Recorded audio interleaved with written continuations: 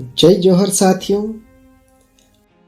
आदिवासियों पर किस तरह से अत्याचार किया जाता था, उनका किस तरह से शोषण किया जाता था। तो चलिए दोस्तों, वीडियो को शुरू करते हैं।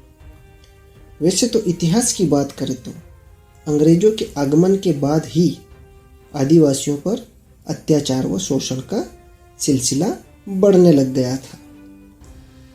राजा महाराजाओं के जो जागीरदार व जमींदार होते थे, वे अंग्रेजों के आगमन के पूर्व आदिवासियों के पहाड़ी इलाकों में नज़र नहीं आते थे, क्योंकि उस वक्त वे आदिवासियों से डरे सहमे से रहते थे।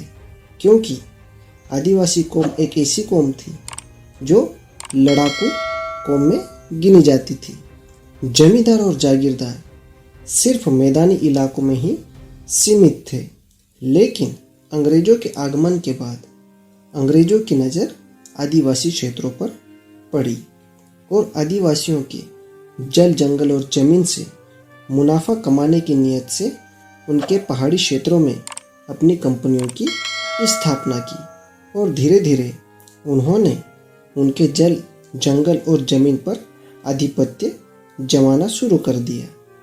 मैदानी क्षेत्रों के अलावा आदिवासी क्षेत्रों में भी जमीन पर उन्होंने टैक्स वसूलना शुरू कर दिया। शोषण की शुरुआत यहीं से हुई थी और धीरे धीरे वन अधिनियम लागू किया गया।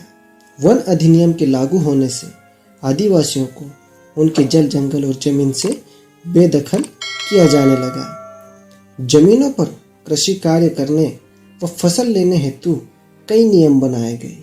इन नियमों का पालन कराने हेतु जमींदारों और जागीरदारों को नियुक्त किया गया। जमींदार और जागीरदार आदिवासियों से मनमाने ढंग से कर वसूली करते थे और जो कर जमा नहीं कर पाता था उसे उस जमीन से बेदखल कर दिया जाता था।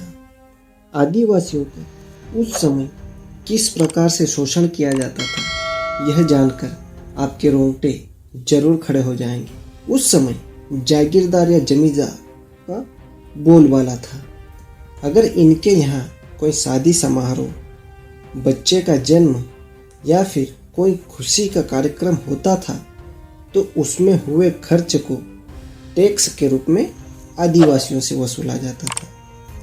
वहीं अगर जागीरदार के यहाँ या उसके परिवार में किसी व्यक्ति की मृत्यु हो जाती थी तो उसमें हुए खर्च भी आदिवासियों से टैक्स के रूप में वसूलते थे।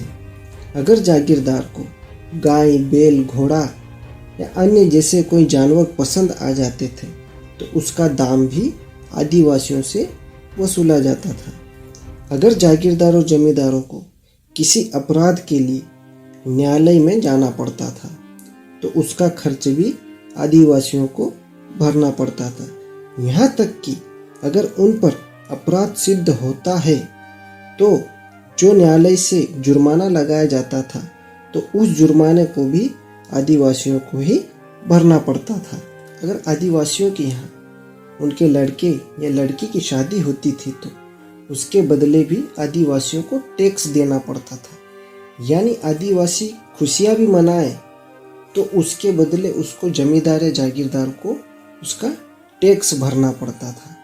अगर घर में किसी की मृत्यु हो जाती थी तो उसके अंतिम संस्कार के लिए भी आदिवासियों को टैक्स भरना पड़ता था।